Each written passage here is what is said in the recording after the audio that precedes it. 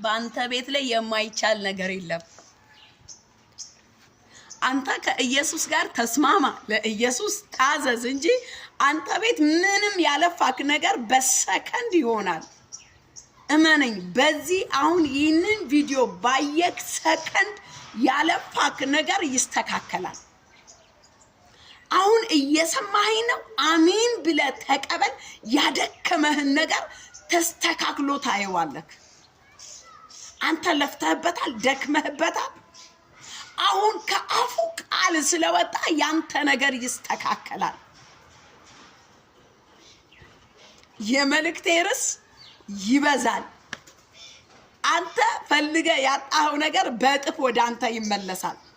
ፈልገሽ ያጣሽው ነገር በእጥፍ ይመለሳል። ምኑ ጋር ነው? የቱ ጋር ነው? ማርቆስ ሉቃስ ምዕራፍ 5 ከቁጥር 5 እንደዚህ ይላል። አቤቱ ሌሊቱንም ሙሉ አደርን፣ ስንደክም ምንም አልያዝንም። ነገር ግን በቃልህ መረቦቹን እጥላለሁ አለ። ይህንንም ባደረጉ ጊዜ እጅግ ብዙ አሳ ያዙ። በጣም የሚገርመው እነ ጴጥሮስ ማለት ነው፣ እነ ስምዖን፣ እነ ጴጥሮስ፣ ስምዖን ያው ጴጥሮስ ነው እና እነሱ ጋር መጥቶ ሲጠይቃቸው ተስፋ ቆርጠው መረቦቻቸውን እያጠቡ ነው። በቃ አለቀ፣ ከነጋ በኋላ ምን እንሰራለን? እንሂድ ብለው ጨረስን ብለው። አንተ ጨረስኩኝ ያልከው ጉዳይ እግዚአብሔር እንደገና ይጀምረዋል።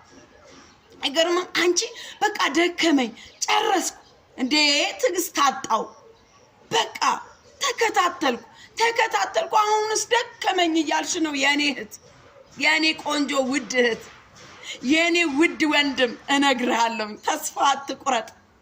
ለምን? አሁን ኢየሱስ ወደ አንተ ቤት መጥቷል። አሁን ኢየሱስ ወደ አንቺ ጋር ወዳለሽበት ነው። እነ ጴጥሮስ ወዳሉበት ነው የመጣው። ጥቂት ፈቀቅ በሉ እንዴ ሌሊቱን ሙሉ ስንለፋ አደርን። የለም እኮ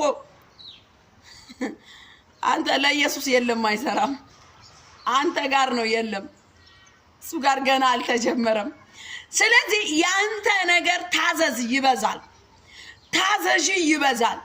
ሌሊት ሙሉ የደከምሽበት ዘመናትን ያስቆጠርሽበት ዮሐንስ ምዕራፍ 5 ላይ 38 ዓመት ሙሉ ቁጭ ብሎ ዘመድ ስለሌለው፣ ዘመድ ገንዘብ ያለው ፈጥኖ ሲገባ ይፈወሳል። እሱ ግን ይህን ሊያደርግ አልቻለም። ዘመናትን አስቆጠረ። ኢየሱስ መጣለታ ባላሰበበት መንገድ ከኋላው መጣና 38 ዓመት ሙሉ እንደተቀመጠ አውቆ ልትድን ትወዳለህ? አውቆ እኔ ለመዳን ስፈልግ በቃ አለቀ። እኔ ጣጣ መላም አልፈልግም። ያንተን ጥሩነት ያንተን መጥፎነት አይደለም። አሁን ልትድን ትፈልግ